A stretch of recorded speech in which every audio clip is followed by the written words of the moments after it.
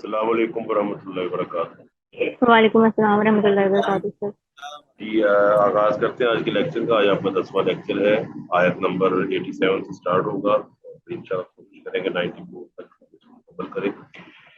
پچھلے جو لیکچر کی آخری بات وہ یہ تھی کہ شریعت کے بعض حکموں کو ماننا اور بعض کو نظر انداز کرنا، بعض شریعت کی بعض باتوں کو ماننا اور بعضوں کو نہ ماننا، اس کی سزا اللہ نے یہ بیان کی ہے کہ دنیا میں عزت کی جگہ ذلت اور رسوائی جو ہے وہ آدمی کا مقدر بن جاتی ہے، قوموں کا مقدر بن جاتی ہے۔ اور اللہ تعالیٰ کے ہاں وہی اطاعت قبول ہے جس کو اللہ فرماتا ہے نا، یا ایھا الذین آمنوا ادخلوا فی السلم کافۃ ولا تتبعوا خطوات الشیطان انہ لکم عدو مبین، کہ تم اسلام میں پورے کے پورے داخل ہو جاؤ۔ یہ نہیں ہے کہ تمہارا چہرہ اسلام میں داخل ہو، پاؤں اسلام میں داخل نہ ہو، تمہاری نماز اسلام میں داخل ہو، تمہارا کاروبار اسلام میں داخل نہ ہو، ٹھیک ہے جی؟ تو جزوی اطاعت اللہ کو قبول نہیں ہے۔ اللہ تعالیٰ ہمیں ایک مکمل اطاعت اور غیر مشروط اطاعت کو حکم دیتا ہے، یا ایھا الذین آمنوا اطیعوا اللہ واطیعوا الرسول، اے ایمان والو اللہ کی اطاعت کرو اور اللہ کے رسول علیہ السلام کی اطاعت۔ تو یہودیوں کا یہ وصف جو ہے وہ آج کل آپ کو معلوم ہے مسلمانوں کے اندر پورے زور و شور سے موجود ہے۔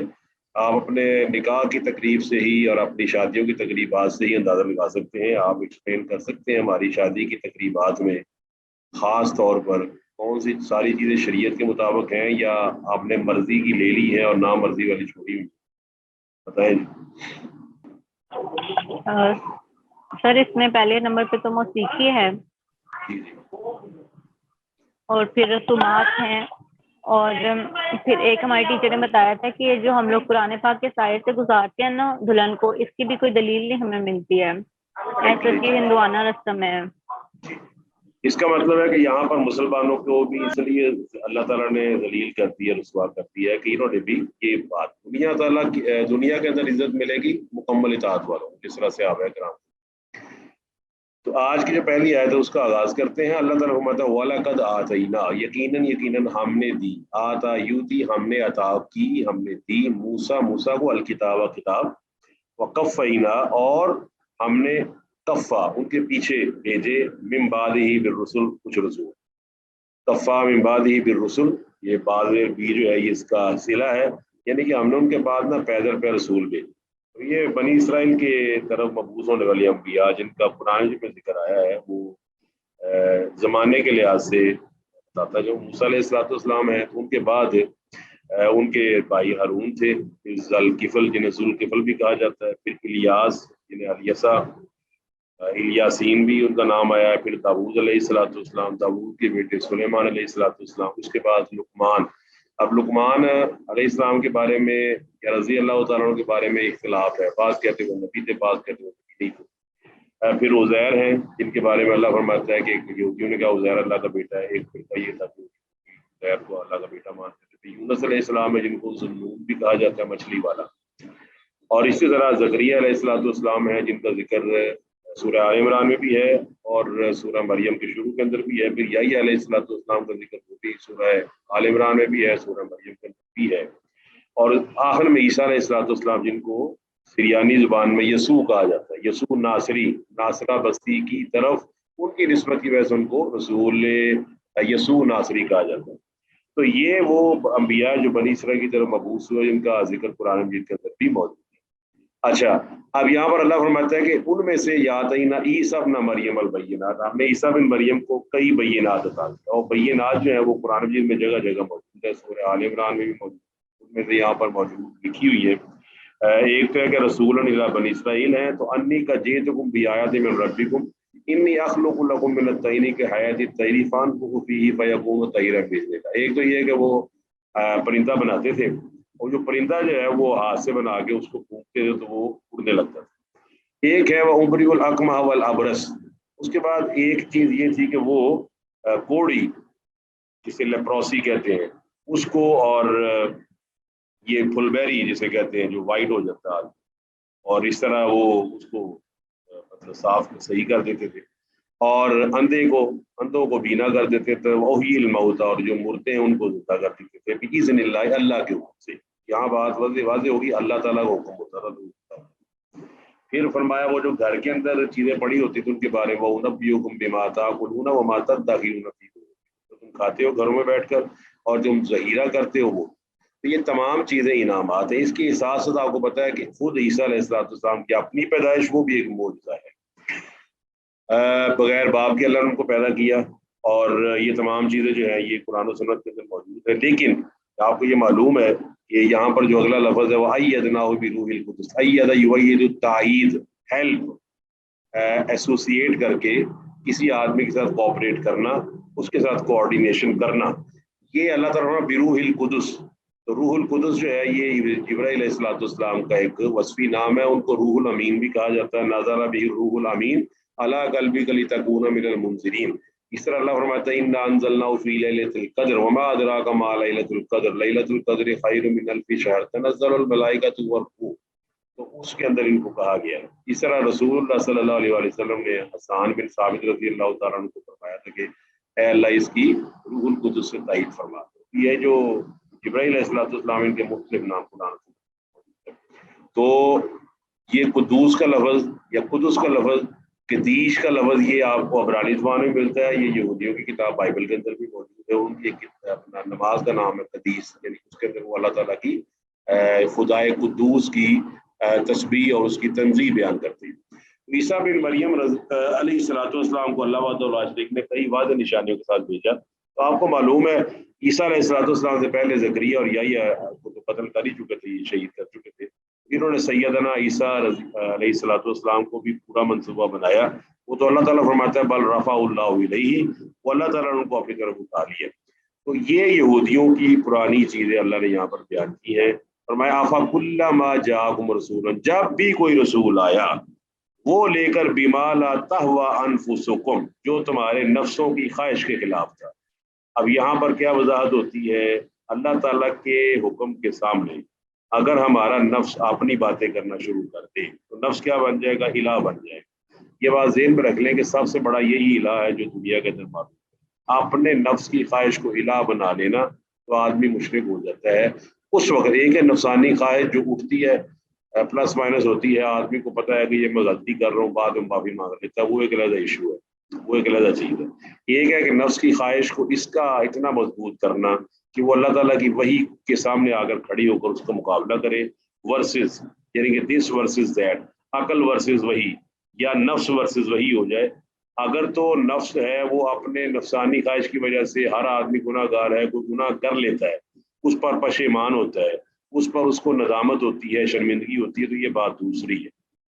اگر وہ نفس اتنا مضبوط ہو چکا ہے کہ وہ اللہ کی وحی کچھ اور کہہ رہی ہے, نفس کچھ اور کہہ رہا ہے, اللہ تعالیٰ کی وحی کچھ اور کہہ رہی ہے, عقل کچھ اور کہہ رہی ہے. اللہ کی وحی کے اندر انسان اللہ کی وحی کو پڑھنے کے بعد اس میں نعوذ باللہ اعتراض شروع کر دے, یا اپنی عقلوں کو استعمال کر کے, اپنے نفس کو استعمال کر کے وہ چیزیں جو اس کی طبیعت کے خلاف ہو اس کا انکار کرنا شروع کر دے. اس طرح رسول اللہ صلی اللہ علیہ وسلم نے وضاحت فرمائی. آپ کو معلوم ہے رسول اللہ صلی اللہ علیہ وسلم کے دسترخوان پہ نا گو ایک قسم کا جانور ہے, مطلب چھپکلی سے بڑا ہوتا ہے. تو وہ گو جانور لایا گیا ہے, تو وہ حلال, اور اس سے ملتا جو جانور یہ پنجابی میں سانڈا کہلاتا ہے. اس کا تیل وغیرہ بڑا مشہور ہے, طاقت کے لیے, جوڑوں کی طاقت کے لیے بڑا مشہور ہے. اچھا, وہ آپ علیہ السلام صاحب نے آپ نے اس کو نہیں کھایا, تو صحابہ نے وہی صحابہ اس کو کھا لیتے, تو آپ نے نہیں کھایا. یہ نہیں آپ نے فرمایا کہ یہ اپنا حرام ہے, آپ نے فرمایا میں نہیں اس کو کھاتا. جس طرح آپ بعض چیزیں نہیں کھاتے, میں بعض چیزیں نہیں کھاتا, لیکن ہم جو چیز نہیں کھاتے کیا ہم اس کو حرام کہہ سکتے ہیں؟ بتائیں جی, کلاس بتائیں. نہیں سر, حرام اور حلال نہیں سر, اس کو حرام نہیں کہہ سکتے, وہ تو چوائس پہ ہوتا ہے. بالکل ایک چیز ہے, مثال کے طور پر حلال چیز ہے, اللہ نے اس کو حلال کہا ہے. آپ کلیجی ہے, پھپھرا ہے, آپ کہ یار میری طبیعت نہیں مانتی تو میں تو نہیں کھاؤں گا, آپ کھا لیں. اب یہ بات اور ہے, ایک یہ ہے کہ آپ اپنی طبیعت کے خلاف جو چیز ہے اس کو حرام کہہ دیں, تو یہ پھر وہی بغاوت ہے جو شریعت کے مقابلے میں ہوتی ہے. تو جو چیز نفس کے خلاف ہے وہ نفس جو ہے کچھ اور کہہ رہا ہے, اللہ کی وحی کچھ اور کہہ رہی ہے, تو یہ نفس کو اللہ کی وحی کے سامنے جتواتا ہے اور کوشش کرتا ہے میں جیت جاؤں. یہ وہ چیز ہے جو یہودیوں کے اندر موجود تھی. اللہ فرماتا ہے استکبر تو آپ کو پتا ہے قرآن مجید نے استکبر کا تعلق جوڑا ہے سب سے پہلے ابلیس کے ساتھ. سب سے پہلے استکبر ابلیس نے کیا ہے, ابا واستکبر وکان من الکافرین. اللہ تعالیٰ کی عبادت تو کرتا ہی تھا وہ, لیکن اپنی عقل کو استعمال کر رہا ہے اللہ کی عبادت کے دوران, اور اللہ تعالیٰ کے حکم کے سامنے اس نے اپنی عقل استعمال کی ہے اور کیا کہا ہے کہ خلقتنی من نار و خلقتہ من طین. اللہ فرماتا ہے فرأیت من اتخذ الہہ ہواہ ابا واستکبر وکان من الکافرین. تو ابا کرنا, اللہ کی وحی سے اعراض کرنا, اس سے پیچھے ہٹ جانا, پھر استکبار کرنا, تکبر کرنا. اور تکبر کیا ہے؟ الکبر بطر الحق و غمط الناس, یعنی کہ لوگوں کو حقیر سمجھنا اور حق بات کو جھٹلا دینا, ترک کر دینا, چھوڑ دینا, گھٹیا سمجھنا, یہ تکبر ہے. اور یہ تکبر اگر آپ نے تکبر سمجھنا ہو تو اس سے سمجھا جائے. فرمایا ففریقاً کذبتم, بعض رسولوں کو تم نے جھٹلایا, جس طرح خود رسول اللہ صلی اللہ علیہ وسلم کو جھٹلایا انہوں نے. وفریقاً تقتلون, اور بعض ایسے نبی تھے جن کو تم نے قتل کر دیا. تو اللہ تعالیٰ فرماتا ہے وقالوا قلوبنا غلف, انہوں نے کہا کہ ہمارے دل غلاف والے. اب یہ غلاف آپ سمجھ لیں, غلاف سے ملتی ہوئی چیزیں آپ سب جانتے ہیں. فار ایگزامپل یہ جو جسے آپ دستانے کہتے ہیں گلوز, تو یہ گلوز کا کیا کام ہوتا ہے, دستانوں کا کیا کام ہوتا ہے؟ سر ہاتھوں کو کور کرنے ہاتھوں کو کا. پروٹیکٹ کرنا, اگر کوئی جی بالکل, اگر ہاتھوں کو کوئی کور ایسی کرتے ہیں. چیز پکڑیں. ایگزیکٹلی, آپ کو پتا ہے there are some special gloves, وہ جو الیکٹریشین پہنتا ہے گلوز کا آگے کرنٹ نہ لگے, اس کا مطلب ہے گلوز کسی نہ کسی حوالے سے فار پروٹیکشن ہے. خواتین بعض پہنتی ہیں گلوز اپنے شریعت پر چلتے ہوئے, وہ چاہتی ہے کہ ہمارے ہاتھوں کا حسن یا ہمارے ہاتھوں کی نزاکت کسی کو نظر نہ آئے, ان کا اپنا ایک مطلب ویو پوائنٹ ہے. بعض گلوز پہنتے ہیں سردی سے بچنے کے لیے, بعض گرمی سے بچنے کے لیے. آپ اسی طرح آپ کو پتا ہے گلوز کے علاوہ بھی کئی چیزیں برساتی ہیں جو ہم پہنتے ہیں. اس کور ہے, آپ اپنی موبائل کے اوپر آپ وہ پروٹیکٹر لگواتے ہیں تاکہ آپ کی موبائل کی اصل اسکرین جو ہے وہ اس تک چیز نہ پہنچے. تو یہاں سے یہ بات واضح ہوگی کہ جو کور ہوتا ہے وہ ہوتا ہی اس لیے ہے کہ نیچے جو آپ کی اصل لیئر ہے وہاں تک چیز نہ پہنچے. جب آپ پروٹیکٹر لگواتے ہیں اپنے موبائل فون پر تو آپ یقیناً پیچھے یہ نظریہ رکھتے ہیں کہ میں نہیں چاہتا کہ کوئی سکریچ میری اصل سکرین کے مرر یا شیشے کے اوپر لگے. ایگزیکٹلی بتائیے جی, اس پوائنٹ کو آپ نے کور کر لیا, سمجھ لیا ہے؟ ٹھیک ہے جی سر. اب آتے ہیں اس طرف. اب دل ہے, دل جو ہے نا یہ محبت وحی ہے. محبت وحی کا مطلب وحی کے اترنے کی جگہ ہے. یہ اگر رسول کے حوالے سے کیا جائے تو رسول اللہ صلی اللہ علیہ وسلم کے بھی دل پر وحی نازل ہوئی ہے. اللہ فرماتے ہیں علی قلبک, آپ پر پلینلی میں آپ کو بتاؤں گا, there is lot of examples. For example آپ کا یہ لاہور شہر ہے, یہ کراچی شہر ہے, تو آپ نے ایک خاص حصے کو متعین کیا ہے کہ جہاز وہاں اتریں گے. بتائیے وہ خاص خطہ ہے زمین جہاں جہاز اترتے ہیں اس جگہ کو کیا کہا جاتا ہے؟ رن وے. ایئرپورٹ. اب آپ نے بنا لی, اب چھتوں پر تو نہیں اتاریں گے نا آپ, حالانکہ چھت بھی جگہ ہے, قذافی اسٹیڈیم بھی جگہ ہے, نیشنل اسٹیڈیم بھی جگہ ہے, لیکن آپ نے کہا ایئرپورٹ از اے پلیس جہاں پر جہاز اتریں گے. تو وہی کا محبت حابطہ یہبطو, محبت کا مطلب ہوتا ہے اترنے کی جگہ. اوپر سے کوئی چیز آئے گی, وہ کہاں اترنی ہے؟ تو آپ کے جسم کے کئی حصے ہیں, تو اللہ نے کس کو منتخب کیا؟ اللہ سبحانہ و تعالیٰ نے محمد رسول اللہ صلی اللہ علیہ وسلم, کائنات کے سب سے عظیم انسان کے جسم کے سب سے پاکیزہ حصے کو, حالانکہ آپ علیہ الصلوۃ والسلام سارے کے سارے پاکیزہ ہیں, لیکن دل جو ہے نا وہ بادشاہ ہے, تو اس پر نازل کیا ہے. اس کے بعد اللہ تعالیٰ نے صحابہ کے بارے میں فرمایا کہ وہ ایمان جو ہے بل زینہ فی قلوبکم, ہم نے ایمان کو تمہارے دلوں میں مزین کر دیا. خود رسول اللہ صلی اللہ علیہ وسلم کیا فرماتے ہیں؟ الا فی الجسد مضغہ ان صلح صلح الجسد کلہ وان فسدت فسد الجسد کلہ ولا وہی القلب. فرمایا ایک دل ہے, ایک لوتھڑا ہے, اگر صحیح ہو گیا تو صحیح طرف لے جائے گا سب کوئی, اور اگر غلط ہو گیا تو غلط طرف لے جائے گا سب کوئی. اور آپ کو پتا ہے جب طیارہ تباہ ہوتا ہے تو پائلٹ تو مرتا ہی مرتا ہے, ساتھ بتائیے ساتھ کون مر جاتا ہے؟ Passengers they also die. جب دل خراب ہو تو سارے اعضاء خراب ہو جاتے ہیں, دل درست ہو تو سارے اعضاء اپنی منزل تک پہنچ جاتے ہیں. اب یہودی والا کیا کہہ رہے ہیں؟ کہتے ہیں ہمارے دلوں میں تو غلاف چڑھے ہوئے ہیں. مانا یہ کہ وحی کی پینیٹریشن نہیں ہے, یہ وحی کو اپنے دل کے اندر اتارنا ہی نہیں چاہتے, اس لیے انہوں نے کور کر دیا ہے, کور کیا ہوا ہے تاکہ وہی نیچے دل میں نہ اتر جائے. اللہ فرماتا ہے یہ غلاف اب کس چیز کا؟ بل لعنہم اللہ بکفرہم, بلکہ اللہ فرماتا ہے کہ یہ لعنت کی ہے اللہ تعالیٰ نے ان کے کفر کی وجہ سے. انہوں نے کفر کو اختیار کر لیا ہے, تو لہٰذا یہ کفر کو اختیار کرنے کی وجہ سے ان کے دلوں پر لعنت چڑھ گئی, لعنت میل چڑھ گئی. جس طرح رسٹنگ آف آئرن ہے کہ آئرن پر اپنا لوہے پر زنگ لگ جاتا ہے, تو صاف ظاہر ہے وہ لوہے کو خراب کر دیتے ہیں, اور آپ جانتے ہیں آہستہ آہستہ زنگ کیا کرتا ہے, وہ زنگ جو ہے لوہے کو لوہے جیسی چیز کو توڑ دیتا ہے. حالانکہ لوہا آپ کو پتا کتنی مضبوط چیز ہے. آپ میں سے اکثر جو اسٹوڈنٹس کیمسٹری پڑھے ہوئے ہیں وہ اس سے واقف ہوں گے, رسٹنگ آف آئرن. کیوں جی؟ پتہ ہے نا آپ کو رسٹنگ آف آئرن کیا کرتی ہے؟ یس سر، آئرن کے اوپر فیرک آکسائڈ کی لیئر آ جاتی ہے. ہاں، فیرک آکسائڈ کی لیئر آ جاتی ہے، وہ نمی کی وجہ سے وہ جو آکسیڈائزیشن ہوتی ہے، اور اس کے بعد کیا ہوتا ہے کہ وہاں سے لوہا گلنا شروع ہوتا ہے، آئرن آکسیڈائز ہو جاتا جی ہے. بالکل آئرن آکسائڈ ہو جاتا اور ہے. جزاکم اللہ خیر جی. تو اللہ فرماتا ہے کہ فَقَلِيلًا مَا يُؤْمِنُونَ. اس آیت کے اب دو معنی ہیں. ایک معنی تو یہ کہ بہت کم چیزیں ہیں جن پر تم ایمان لاتے ہو، ایک دو پسند کی چیزیں مان لی باقی چھوڑ دی. دوسرا معنی یہ بنتا ہے کہ تم میں سے بہت کم لوگ ہیں جو ایمان لاتے ہیں. جیسے یہودیوں کے اندر نا بہت کم لوگ ہیں جو ایمان لانے والے ہوتے ہیں، اور وہ عبداللہ بن سلام رضی اللہ تعالیٰ عنہ جو بہت بڑے یہودی حبر تھے، بہت بڑے عالم تھے، تو اللہ سبحانہ و تعالیٰ ان کو توفیق دی کہ وہ اسلام لے آئے.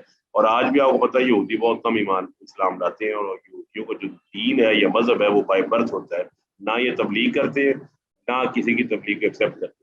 تو اللہ فرماتا ہے یہ جو دلوں پہ غلاف ہے نا، بیسیکلی یہ لعنت کا غلاف ہے. وہ لعنت کا غلاف جب آ جائے تو دین کی باتیں پینیٹریٹ نہیں کریں گی.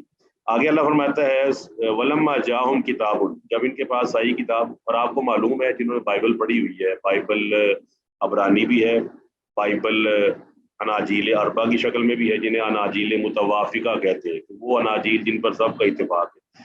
ایک انجیل پانچویں ہے برناباس کی. تو برناباس کی حدیث میں اپنا بائبل میں تو وضاحت موجود ہے، نبی علیہ السلام کی وضاحت موجود ہے.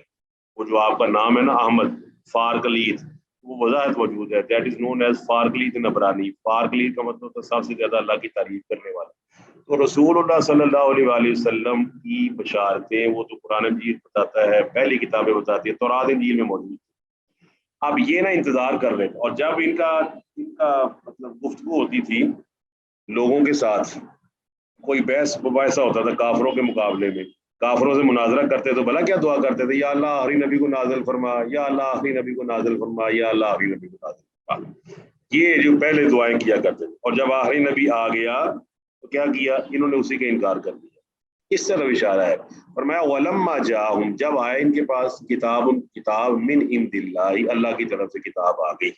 اب کتاب آ گئی، وہ کون سی کتاب تھی؟ مصدق لما معہ. اور آپ کو پتہ ہے تصدیق کرنے والی جو ان کے پاس بھی ہے. کیا قرآن مجید موسیٰ علیہ السلام کا انکار کرتا ہے؟ کیا عیسیٰ علیہ السلام کا انکار کرتا ہے؟ کیا سلیمان علیہ السلام کا انکار کرتا ہے؟ کیا داؤد علیہ السلام کا انکار کرتا ہے؟ ابراہیم علیہ السلام کا انکار کرتا ہے؟ بتائیں کیا ان نبیوں کا ذکر قرآن میں موجود ہے؟ بتائیں. ہاں جی، ابراہیم علیہ السلام کا، داؤد کا، سلیمان کا، زکریا کا، یحییٰ کا ذکر قرآن میں جی ہے. سر موجود ہے. اچھا، اور سب کا دوسرا اب موجود یہ ہے سر. دوسرا یہ بتائیں کہ ان کا ذکر اچھے انداز میں موجود ہے کہ نہیں موجود؟ جی سر. اچھے انداز میں ہے. اچھا، obviously. صاف ظاہر ہے کہ وہ تو جو آپ کی کتاب میں موجود ہے وہ قرآن میں بھی موجود ہے. اس لیے اللہ فرماتا ہے قل یا اہل الکتاب تعالوا الی کلمۃ سواء بیننا و بینکم. سورہ آل عمران میں فرمایا کہ اے اہل کتاب، کم از کم اس چیز کو تو ہمارے ساتھ ایگری کر لو جو تمہاری کتاب میں بھی موجود ہے، ہماری کتاب میں بھی موجود. ابراہیم علیہ السلام کی موجود ہیں، موسیٰ علیہ السلام کا ذکر موجود ہے، اور وہ جو یحییٰ زکریا کا ذکر موجود ہے. یہ سب ذکر تمہاری کتاب میں موجود ہے. سلیمان کا موجود ہے، سولومن کے نام سے، ڈیوڈ کے نام سے داؤد کا ذکر موجود ہے، آئزک کے نام سے اسحاق کا ذکر موجود ہے. تو یہ تمام ذکر تو تمہاری کتابوں کے اندر بھی موجود ہیں. تو اللہ تعالیٰ ساتھ کیا کرتا ہے؟ ساتھ تصدیق بھی کرتا ہے، اور ساتھ زمانے کے ساتھ ساتھ جو چیزیں یہودیوں نے منسوخ کر دی تھی رسولوں کے ساتھ، قرآن اس کی بھی تصدیق کرتا ہے. تو اس معنی میں قرآن جو ہے وہ سب سے زیادہ احسان کرتا ہے یہودیوں اور عیسائیوں پر، کہ نہ صرف تصدیق کر رہا ہے بلکہ ان کی اصل پراپرٹی کو واضح کر رہا ہے کہ تمہاری اصل پراپرٹی یہ تھی. اس کا مطلب ہے قرآن مجید احسان ہے بہت بڑا پوری کائنات پر، اور خاص طور پر یہود و نصارہ پر، کہ یہود و نصارہ کی وہ چیزیں جو مسخ ہو چکی تھی قرآن نے نہ صرف مینٹین کی ہیں بلکہ اس کو دوبارہ کریکٹ کیا ہے. ایسی چیز کو آپ سمجھتے ہیں کہ اس طرح کی چیز کو نعوذ باللہ جلایا جائے گا یا اس کی عزت کی جائے گی؟ عزت کی جائے گی. بالکل عزت کی جائے گی. اور یہاں پر کیا ہو رہا ہے آپ جانتے ہیں، فرمایا وَكَانُوا مِن قَبْلُ، حالانکہ یہ جو ہے نا من قبل، اس سے پہلے، یستفتحون، استفتح یستفتح کا مطلب ہوتا ہے، اس کے کئی مطلب ہے، باب استفعال سے ہے، کہ یہ نا مدد مانگا کرتے تھے اللہ وحدہ لا شریک سے، الذین کفروا، کافروں کے مقابلے. یا اللہ وہ نبی تو بھیج، یا اللہ وہ رسول تو بھیج، تاکہ اس کے ساتھ مل کر ہم ان کافروں پر غلبہ حاصل کریں. تو اب یہ نشانی قرآن مجید کے اندر آتا ہے. اور ویسے بھی آپ بائبل پڑھ سکتے ہیں جی، آج کل آپ کو پتہ ہے علم کا دورہ ہے. یہ تو ایسا ہے نہیں کہ جی کوئی آدمی کوئی مولانا کوئی بڑا عالم اپنی مرضی سے بیان کرتے. بائبل موجود ہے, اس کی تمام ورژن موجود ہیں, کنگ جیمز کی ورژن بھی موجود ہے, یہ مسیحی شاذخانے کی موجود ہے, عربی بھی اردو بھی موجود ہے, انگلش بھی موجود ہے, آپ کو نیٹ پہ اویلیبل ہے. اب وہاں وضاحت موجود ہے, رسول اللہ صلی اللہ علیہ وسلم کا ذکر ان کی کتابوں میں موجود ہے. فلما جاءہم, جب آ گیا ان کے پاس, ما عرفو, جو پہلے ہی پہچانتے تھے, ان کو پتا تھا, یجدونہ مکتوبا عندہم فی التوراۃ والانجیل. سورہ اعراف میں اللہ فرماتا ہے کہ وہ اپنے آخری نبی کو یجدونہ پاتے ہیں لکھا ہوا فی التوراۃ والانجیل, تورات میں بھی انجیل میں بھی. یہ کیا کیا ہے, کفروا بھی, تو پھر انہوں نے اس رسول کا کفر کر دیا, انکار کر دیا, حسد کی وجہ سے. حسد ہے ان کو کہ یہ اس نسل سے کیوں آ گیا ہے, ہماری نسل سے کیوں نہیں آیا. کیونکہ اللہ سبحانہ و تعالیٰ کی مرضی ہے وہ کس نسل کو چن لے. کیونکہ اللہ سبحانہ و تعالیٰ فرماتا ہے قرآن مجید میں, اللہ عالم حیث یجعل رسالتہ, اللہ خوب جانتا ہے کہ رسالت کس کو دینی ہے, نبوت کس کو دینی ہے. اللہ فرماتا ہے نحن قسمنا بینہم معیشتہم فی الحیاۃ الدنیا ورفعنا بعضهم فوق بعض درجات لیتخذ بعضهم بعضا سخریہ ورحمۃ ربک خیر مما یجمعون لولا نزل هذا القرآن على رجل من القريتين عظیم. اللہ فرماتا ہے ہم یقسمون رحمت ربک, یہ اللہ تعالیٰ کی رحمت ہے, یہ تقسیم کریں گے, میں ووٹنگ کرواؤں گا, میں رائے دہی کرواؤں گا, اور میں بے نیاز ہوں. قل هو اللہ احد اللہ الصمد, اللہ بے نیاز ہے. اللہ فرماتا ہے سورہ کہف میں لا یشرک فی حکمی احد, جب وہ حکم کرنے پر آئے, کوئی بات کرنے پر آئے, فیصلہ کرنے پر آئے, تو کسی کو بھی شریک نہیں کرتا. یہ ہے اس کی بے نیازی, کسی سے نہیں پوچھتا کیا کرنا ہے, بارش برسا دے نہ برسائے, اس کی ہر بات میں حکمت ہے. اب یہ جب آیا تو کفر کر دی ہے. اللہ فرماتا ہے فلعنۃ اللہ علی الکافرین, تو اللہ تعالیٰ کی لعنت ہو ایسے کافروں پر کہ جن کی کتاب کے اندر موجود ہے, جن کی کتابوں کے اندر لکھا ہوا ہے, اور یہ آپس میں گفتگو کرتے ہیں, غلبہ اور نصرت کی دعائیں کرتے ہیں کہ وہ آ جائے تو پھر اس کا ساتھ دیں گے. تو یہ آج کل ہمارے ہاں بھی وہی نا, وہ جو ہمارا مشہور لفظ ہے کہ قدم بڑھاؤ ہم تمہارے ساتھ ہیں, اور جب وہ قدم بڑھاتا ہے تو پیچھے ایک آدمی بھی نہیں ہوتا. یہ بالکل وہی والی بات ہے کہ پہلے منگوا لیا, کھلوا لیا, اس کے بعد چھوڑ دیے. اللہ فرماتا ہے بے سمجھتا رہو بھی انفسہم, کہ انتہائی بری چیز ہے جس کے بدلے بیچا انہوں نے اپنی جانوں. این یکفروا, انہوں نے کفر کیا, بما انزل اللہ, اس چیز کا جو اللہ نے نازل فرمائی, بغین, بغاوت کرتے ہوئے. یہ بغاوت جو ہے نا, بغین یہاں پر آپ انگلش میں آپ کو معلوم ہوگا ایک لفظ ہوتا ہے ایڈورب. ہاں جی, انگلش والے کو بتائیں گے ایڈورب کسے کہتے ہیں. Adverb That defines a verb. کیا چیز, ریپیٹ کریں. ہاں The جی, verb ایڈورب. to define. ہاں, آپ نا کوئی کام کرتے ہیں نا تو اس کے بعد آپ عموماً ایل وائی لگا دیتے ہیں کسی ناؤن کے ساتھ, تو وہ نا اس کو ڈیفائن کر دیتا ہے کہ وہ کام کیسے ہو. جیسے آپ کہتے ہیں ہی واز واکنگ سلولی, وہ چل رہا تھا سلولی, مطلب آرام سے چل رہا. دوسرے آدمی کو دیکھا ہی واز واکنگ فاسٹلی, وہ تیزی کے ساتھ چل رہا. اب یہ slowly, rapidly, fastly, violently, L Y, carefully, یہ الفاظ ایڈورب کہلاتے ہیں. یہاں پر ورب کی, یعنی کہ انہوں نے کفر کس وجہ سے کیا ہے, ان کا کفر کی وجہ کیا ہے, باغین, بغاوت کرتے ہوئے. یہ اس کی علت بن گئی ہے, بغاوت کرتے ہوئے انہوں نے وہ کفر کیا ہے. ان ينزل اللہ من فضلہ علی من یشاء من عبادہ, کہ اللہ نازل فرماتا ہے اپنے فضل سے جس کو چاہتا ہے, جس پہ چاہتا ہے اللہ تعالیٰ وہی نازل فرماتا ہے. تو یہ ان کے مطلب سلسلہ ہے کہ اللہ تعالیٰ فرماتا ہے کہ اس وجہ سے کیا ہوا, فباؤ بغضب علی غضب, یہ غضب کے اوپر غضب کیا, پہلے ایک غضب دوسرا غضب, جیسے جیسے گناہ کرتے گئے ویسے ویسے ان پر غضب کی جو ہے چادر جو ہے وہ طویل ہوتی گئی. اب یہود کے جرائم ذرا آپ سن لیں. یہود کے جرائم میں ایک نبی موجود ہے, نبی کا بھائی بھی موجود ہے, تو کس کی پوجا کر رہے ہیں؟ یہ نبی کی موجودگی میں بتایا کس کی پوجا کر رہے تھے, بچڑے کی, پچڑے وہ کی. جو گائے کا بچہ تھا اس ہاں, کی. گائے کے بچے کی پوجا نبی کے ہوتے ہوئے کر رہے ہیں. نبی موجود ہے, ایک نبی گیا ہوا ہے تورات لینے کے لیے, دوسرا نبی پیچھے موجود ہے, اور وہ آپ پتہ ہے موسیٰ علیہ السلام واپس آیا, داڑھی انہوں نے پکڑ لی روح علیہ السلام.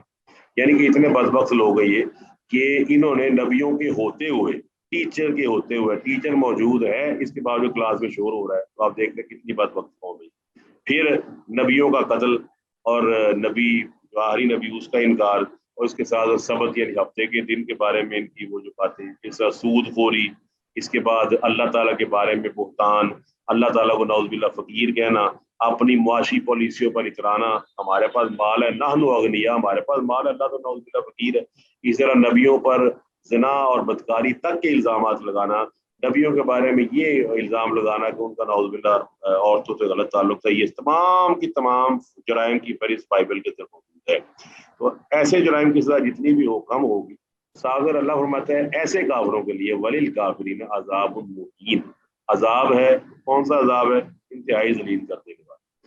ये यहाँ पर फर्क आ गया है, एक अजाब होता है जो गुनाहों से पाक करने के लिए दिया जाता है, जिस तरह मुसलमानों को होगा, वो अजाब और तरह का है। एक अजाब है जो जलील करने के लिए दिया जाएगा, तो वो किसके लिए, काफिरों के लिए। मुसलमानों को जो अजाब होगा वो दरअसल इसलिए होगा कि मुसलमान इज्जत के साथ दोबारा जन्नत में दाखिल हो जाए। काफिरों को अजाब होगा उनको जलील करने की वजह से, कि जितना उनको जलील रुसवा किया जाएगा वो इसलिए होगा कि वो अल्लाह ताला की आयत का इनकार करते रहे, नबियों का मजाक उड़ाते रहे, नबियों को कत्ल करते रहे।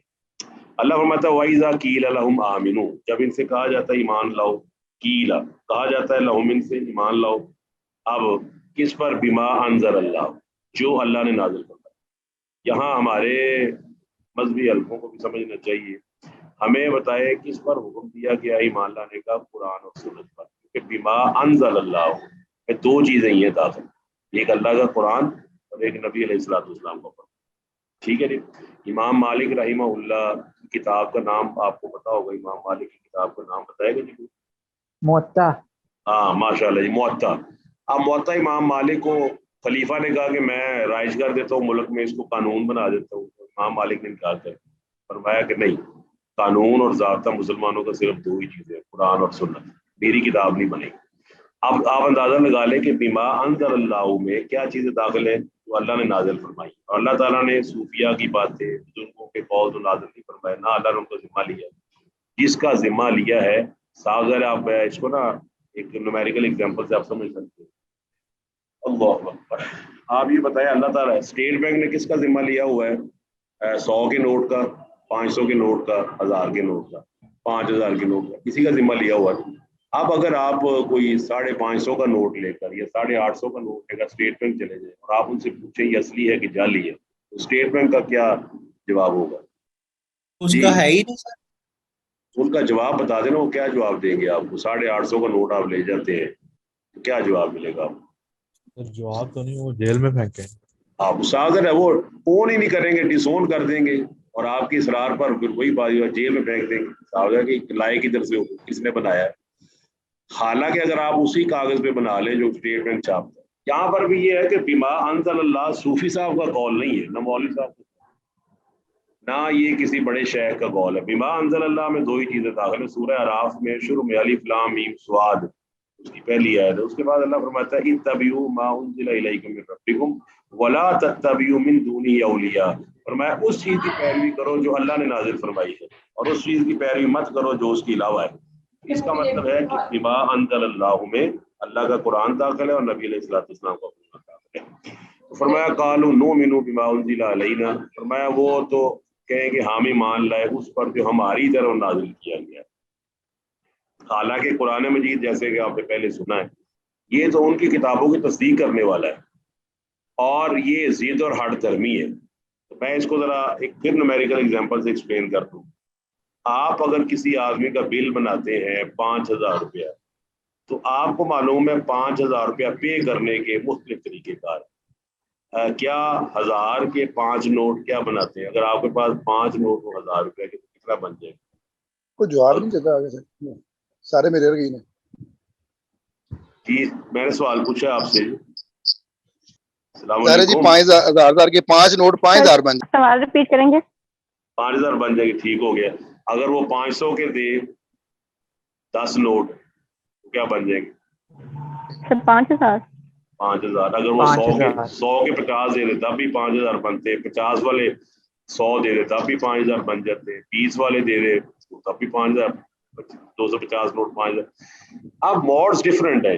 अब एक आदमी जिद करे मैंने भी 1000 वाले लेने हैं, 500 वाले मैंने एक्सेप्ट नहीं करने, तो ये उसकी वही जिद करती है जो शरीयत में मना है, अकल के खिलाफ है, नकल के खिलाफ है। कहते हैं कि हम अपने ऊपर जो नाजिल किया उस पर ईमान लाएंगे और वही चीज अल्लाह सुब्हानहू व तआला दोबारा नाजिल फरमा दे بلکہ پہلے سے بہتر فارم میں نازل فرما دے، اس پر ایمان نہیں لائیں گے۔ وَيَكْفُرُونَ بِمَا وَرَاءَهُ، اور فرمایا ہم کفر کرتے تھے اس چیز کا جو اس کے علاوہ ہے۔ اور آپ کو معلوم ہے یہودی اپنی کتاب پر بھی ایمان نہیں رکھتے، کیونکہ اگر ایمان رکھتے صاف ظاہر ہے وہ شریعت کی باتوں کو تبدیل نہ کرتے، اور سبت ہفتے کے دن کے بارے میں خود نبیوں کے سلسلے میں اور دوسری سلسلوں میں یہ جو ان کی کتاب آپ پڑھ سکتے ہیں تالمود، تو تالمود کا مطلب یہ ہے کہ جو تورات ہے اس کی وہ شرح جو ان کے ربیوں نے کی ہے، کہ جو تورات میں چیز موجود نہیں ہے، ربی ان کا عالم جو ہے نا وہ اپنی شکیں بنا رہا ہے کہ یہ بھی تورات میں موجود ہے، یہ بھی تورات میں موجود ہے، یہ میرا میننگ یہ بھی موجود ہے۔ اور یہ کیا فرمایا، یکتبون، یہ لکھتے ہیں کتاب کو بیعیدیم اپنے ہاتھوں سے، ثم یقولون ھذا من عند اللہ، کہ یہ تو اللہ تعالیٰ کی طرف سے نازل ہوئی ہے۔ تو یہی بات ہے جس کو اللہ نے یہاں پر بیان کی ہے۔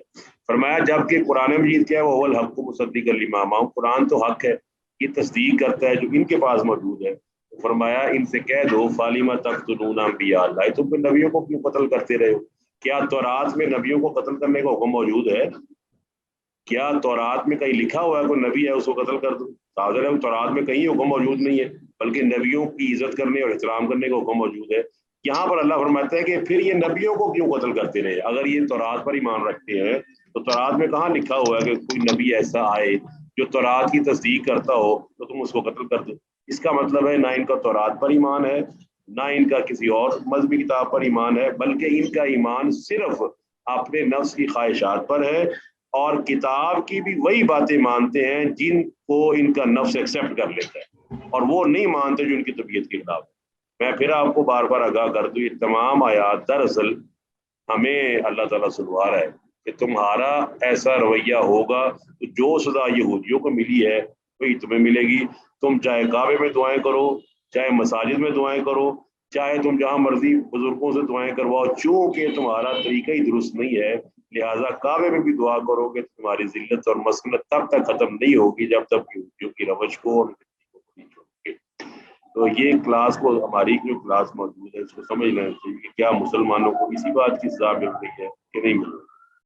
جی کلاس سمجھ آ گئی آپ کو بات کی؟ بڑا اہم چیز ہے، یہ بڑی اہم آیات ہیں۔ آپ کو سمجھ آ گئی کہ آج مسلمانوں کو سزا اس لیے مل رہی ہے کہ ہم ہو بہو یہود و نصارہ کی پیروی کر رہے ہیں۔ ایگریڈ کہ نہیں جی؟ یس سر ایگریڈ، یہی ہے۔ ہاں تو جی ہم سر بالکل ایگری کی بات، اور ہمارا موقف یہ ہے جی کہ ہمیں جی یہ کر لو وہ کر لو، آپ کوئی عمرہ کرنے جا رہا ہے، کوئی حج کرنے جا رہا ہے، یہ تب تک نہیں درست ہوگا جب تک اللہ کے دین کو مکمل طور پر، اور میں نا پھر میری اصل میں کیونکہ ہمارا ایک پیچھے سے وہ جو میتھمیٹیکل ہے، میتھمیٹکس ہم نے پڑھا ہوا ہے، آپ مجھے بتائیں کہ بائک کو جو موٹر سائیکل آپ چلاتے ہیں، گاڑی جو چلاتے ہیں، اب یہ گاڑی کو اس کو گاڑی کب کہا جاتا ہے؟ تبھی کہا جاتا ہے نا جب آپ اسٹیئرنگ، پہیے، انجن یہ سارے آپس میں کوآرڈینیٹ کریں۔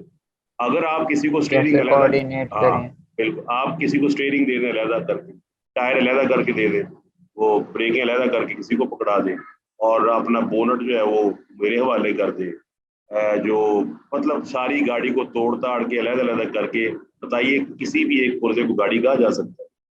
جی کلاس گاڑی کہا جا سکتا ہے کسی ایک پرزے کو؟ نہیں سر گاڑی نہیں ہوگی پھر وہ تو نہیں آپ، سر۔ ہاں وہ تو آپ کی اپنی گاڑی بھی خراب ہو گئی، وہ جو آپ نے اس کی کوآرڈینیشن ختم کر، ہم نے کیا کیا ہوا، کوئی نماز پہ لگا ہوا، وہ نماز کا اسٹیئرنگ لے کے ایک طرف بیٹھ گیا، سود چلنے چوکا تھا، سود چلنے تو یار چھوڑو پڑا، وہ ٹھیک ہے، نماز ہے نا، give the devil his due, give the God his due، اللہ کو اس کا حصہ دو، شیطان کو اس کا حصہ دو۔ اب یہ ہمارا حال ہے، کوئی روزہ لے کے بیٹھا ہوا ہے، کوئی 4 مہینے لے کے بیٹھا ہوا ہے، کوئی 2 مہینے لے کے بیٹھا ہوا ہے، کوئی کہتا ہے میں صبح پانی ڈال دیتا ہوں مچھروں کو، کوئی کہتا ہے میں یہ کر دیتا ہوں، میں دانے بھی کھیے رہتا ہوں، میں انڈے پھینک آتا ہوں، میں صدقہ کر دیتا ہوں، میں خیرات کر دیتا ہوں۔ نہیں، ہمیں پورے کا پورا اسلام میں داخل ہونا ہے، اور کوئی آدمی جانتا ہے کہ میٹرک کا امتحان ہو وہ بھی سند آپ کو نہیں ملتی جب تک 8 پیپر کلیئر نہ ہو۔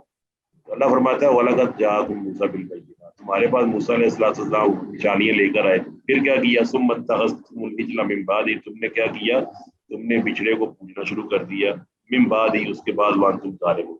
کہ اللہ تعالیٰ کا نبی خود موجود ہے، اور وہ آپ کو پتہ ہے نبی سے بڑا معلم کوئی نہیں ہے، تو موسیٰ علیہ السلام سمجھا رہے ہیں اللہ کے بارے میں ہر بات بیان کر رہے ہیں، تو اس کے باوجود یہ جو آئیکن پرستی ہے، यानी कि इमेज परस्ती जिसे कहते हैं कि इमेज को वर्शिप करना, इमेज को सामने रखकर, आइकन को सामने रखकर उसकी वर्शिप करना, ये कौमों में आम रही है।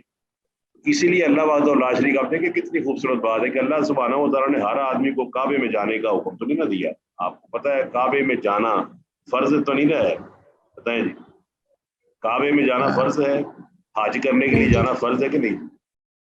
अल्लाह ने फर्ज नहीं सर फर्ज वो करार दिया। इस्तिताअत हो तो हाँ वही तो इस्तिताअत की बात आ गई ना, फर्ज तो ना आ, जब इस्तिताअत की बात आ गई तो फर्ज नहीं है। इसका मतलब है कि एक आदमी अगर जी सर। काबे को सारी उम्र नहीं देख सका, उसको देखना चाहिए कि जो तबीयत का जो फितरत है ना, ये बड़ी अजीब चीज। आपको मालूम है कि काबे के अंदर इतना बड़ा जो अल्लाह ताला का सुब्हानहू व तआला का इतना बड़ा अलम और निशान है। आपको मालूम है कि हदीस के और कुरान की रूह में, कुरान के मुताबिक काबे के अंदर लोग सीटियां और तालियां बजाते थे, पता है ना आपको? हाँ जी, कुरान में जी जी सूरह सर। सूरह अनफाल में अल्लाह फरमाता है मा काना सलातो मिनल बैती इल्ला मुकाम व तस्दिया। मैं रात को ये सोच रहा था कि एक बंदा अंदर से खराब हो ना तो काबे के अंदर रहे तब भी असर नहीं कुछ होना उसको। और काबे का तवाफ किस हालत में करते थे? नेचुरल हालत में, विदाउट क्लॉथ्स। ये भी आपको मालूम होगा, हदीस के अंदर आता है कि काबे का तवाफ करते थे बिल्कुल न्यूड होकर। अब आप बताएं ये चीज एक सलीमुल फितरत शख्स बर्दाश्त कर सकता है? वो तो लोगों के सामने इस हालत में नहीं जाता। तो ये कजा ये कि काबे, इसका मतलब है कि अल्लाह ताला हमारे नफ्स को मारना चाहता है कि नफ्स अगर शरारती होगा तो तुम काबे के अंदर भी शरारती रहोगे, जो मर्जी कर लो, काबे से वापसी पर भी शरारती रहोगे। तो हमारे, मेरे ख्याल से तो हमारे, मैं भी इसमें शामिल हूँ कि हमारी कौम को ये हाल है कि काबे से आने के बावजूद जब वापस आते रहे तो इनकी छुरियां और तेज हो जाती है। जिस तरह आप जानते हो, कहते हैं मेरे सारे गुनाह माफ हो गए, अब मैं दोबारा फिर वही काम शुरू कर दूँ। अच्छा, अब ये बात आपको समझ आ गई थी कि जो हमारा दीन है वो हमसे तकाजा करते हैं कि हम जहाँ पर भी हों वो अल्लाह ताला की बात माने और इस चीज़ से बाहर निकले, ज़ाहिर परस्ती से। अगर हम किसी जगह नहीं जा सकते तो अपने नफ्स को हम जरूर कंट्रोल कर सकते हैं। अल्लाह फरमाता है कि वान तुम जालिम हो, मूसा अलैहिस्सलाम की बात नहीं मानी तो जालिम हो और तुमने पिछड़े को मबूद बना लिया। अब इसमें एक और सबक भी मिलता है कि जानवरों की इबादत भी होती रही है। आपको मालूम है जानवर, कुरान की रूह से अल्लाह फरमाता है ज़ल्ललना, हमने सारे जानवर तुम्हारे लिए जलील कर दिए। जलील से मुराद है तुम्हारे नौकर और खादिम बना दिए। एक 5-5.5 फुट का कमजोर सा किसान होता है और कितना बड़ा बैल जो है वो उसके इशारों पे चल रहा होता है। एक 5-6 फुट का आदमी होता है कमजोर सा और कितना बड़ा ऊंट जो है वो उसके पीछे जा रहा होता है, उसकी बात मानता है। क्या आपने देखा हुआ है सर्कस के अंदर? आप जानते हैं इतना बड़ा शेर जो है वो इंसान का काम कर रहा है। जी क्लियर है जी आप सबको? तो यस सर। अल्लाह ताला यहाँ फरमाता है कि इन्होंने, अब जब इंसान के अंदर ना ये हैवानी फितरत जन्म ले लेगा तो फिर हैवान की तरह हो जाता है, फिर हैवानों को ये अपना समझ लेता है। तो किसी ने गाय को बना लिया, किसी ने घोड़े को बना लिया, किसी ने बिछड़े को बना लिया। तो ये आपको पता है हिंदुत्व में तो नंदी बैल है उसकी भी पूजा की जाती है, गौ माता जो गौ है, गाय है, उसकी पूजा की जाती है। ये तमाम चीज़ें जो है ना ये अल्लाह ताला यहाँ फरमा रहा है कि मूसा अलैहिस्सलाम को निशानियों के साथ भेजा, इसके बावजूद तुमने बिछड़े को अपना माबूद बना लिया। तुम फिर फरमाया वाइज़ अख़ज़ना मीसाक़कुम, फिर जब हमने तुमसे तुम्हारा वादा लिया, व रफ़अना फ़ौक़कुम तूर, और तुम्हारे ऊपर तूर पहाड़ को खड़ा कर दिया और तुम्हें क्या कहा, खुज़ू मा आतैनाकुम, जो हमने तुम्हें दिया उसको कुव्वत से ले लो, जो तौरात तुम्हें मिली है, जो शरीयत तुम्हें मिली है, वस्मऊ, और सुनो। तो क्या कहने लगे? अब कहना तो ये था कि सुनेंगे मानेंगे, कहते कौलू समीना, हम सुनेंगे व असैना, और नाफरमानी करें। हमारे यहाँ भी ना ये बीमारी आम है, हम कुरान सुनते हैं, हमारी असम्बलियाँ, हमारे कौमी असम्बली, सूबाई असम्बली है, उनके इजलास कुरान से शुरू होते हैं और कुरान की नाफरमानी भी खत्म हो जाती है। कौलू समीना, हमने सुना। और आपको पता है सहाबा किराम के बारे में क्या फरमाया, समीना व अतवाना, कि वो कहते थे सुनेंगे और इताअत करेंगे।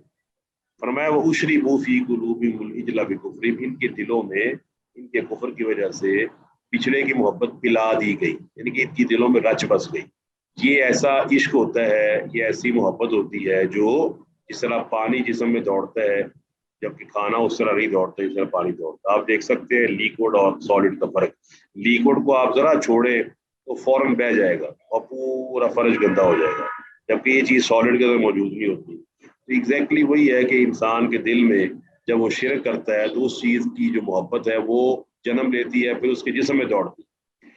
कुल बेसमा, कहा आप कह दीजिए कि इंतहाई बुरी चीज है या मुरुकुम भी मारुकुम, जिसका तुम्हें तुम्हारे ईमान हुक्म दे रहे हैं।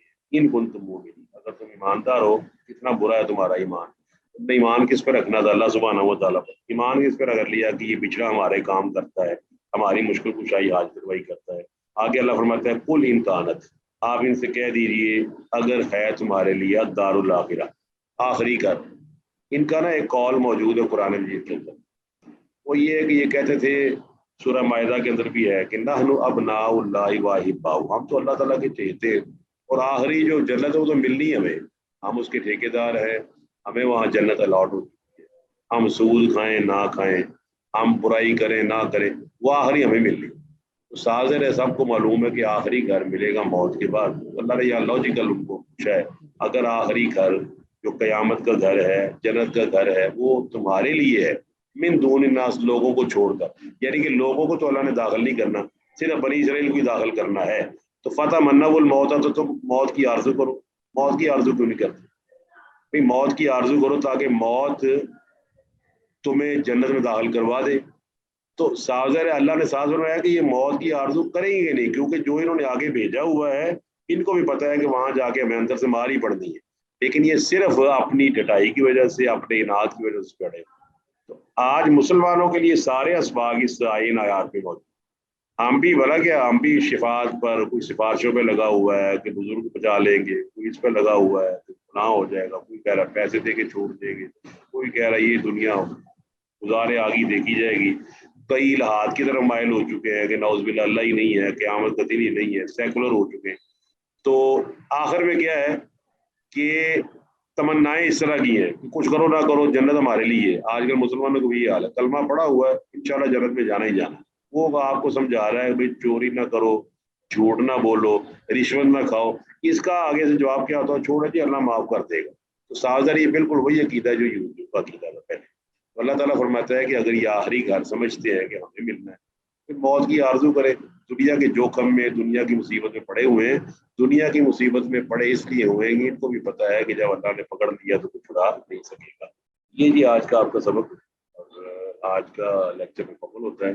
किसी के ज़हन में कोई सवाल है तो वो अपना सवाल शेयर करें। सर वो जो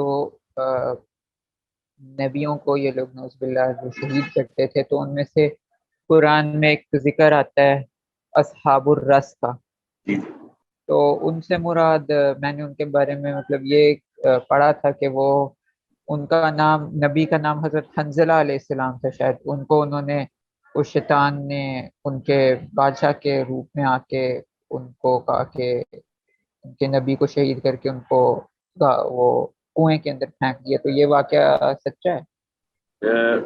इस वक्त तो मेरे इल्म में नहीं है साबुर रस, इंशाल्लाह नेक्स्ट टाइम वो बाज ना रवायात मिक्सअप हो जाती है।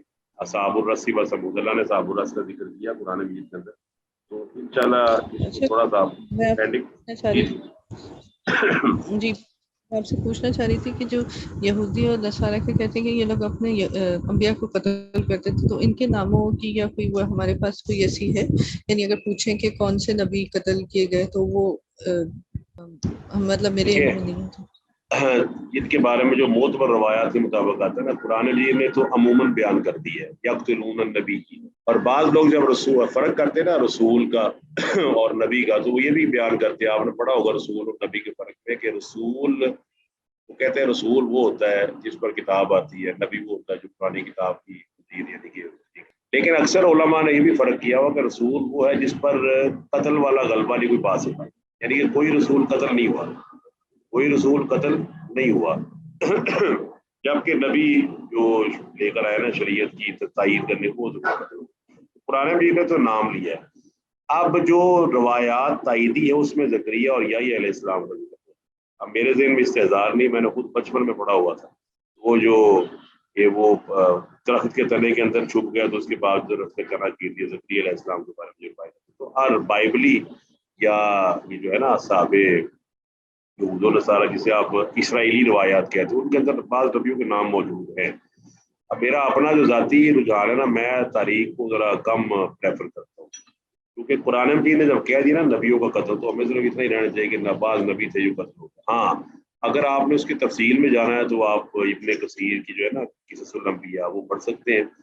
जकरिया और याह्या का जिक्र मौजूद है, उनको कत्ल किया गया सूरह है। यासीन में इसका जिक्र है कि वो हाँ सिर्फ इतना ही है कि वो भेजे और फिर तीसरे तायद के लिए और यानी और मजबूती के लिए भेजे गए, लेकिन उसमें उसके जिक्र है जो कि बस्ती वाला दूर से आया था कि उसको मारा कत्ल कर दिया गया। तो इनका इनके बारे में तो नहीं है ना कि अंबिया के बारे में तो नहीं कुछ पता है ना। और हाँ, अब बारह ये मजीद है कि नेक्स्ट लेक्चर में इसके बारे में कुछ नहीं कहा जा सकता। जो असाब रस हैं उनके बारे में ना मुफस्सिरीन की रवायात है, मैं दोबारा बता दूँ सवाल पूछा, वो बस ज़्यादा यही वो लिखते हैं मुफस्सिरीन की, यही कहा जा सकता है कि एक ऐसी कौम थी जिसने अपने पैगम्बर को कुएं में फेंक दिया था। ये भी रवायात आती है। अब इसका मतलब है वल्लाहु आलम, क्योंकि रस जो है ना अरबी ज़ुबान में ये वो पुराने कुएं को कहते हैं जो पुराना हो जाए और जिसके करीब लोग आपको पता है जो पुराने कुएं हो जाए ना मशहूर हो जाते हैं कि यहाँ पर भी ऐसी वैसी चीजें हैं, तो लोग उसका रुख करते हुए जरा डर और खौफ महसूस करते हैं। अल्लाह कोई और क्वेश्चन? चले इसके साथ क्लास को मुकम्मल करते हैं। जज़ाकुमुल्लाह खैर। असल में जो क्लास का मकसद ये है कि जो हमारे सामने वजाहत के साथ अहकामात आए हैं वो अहकामात जो हैं उनको हम अपने नज़र में रखें और अपने आप को कुरान और सुन्नत के मुताबिक आगे की कोशिश करें। जज़ाकुमुल्लाह खैर।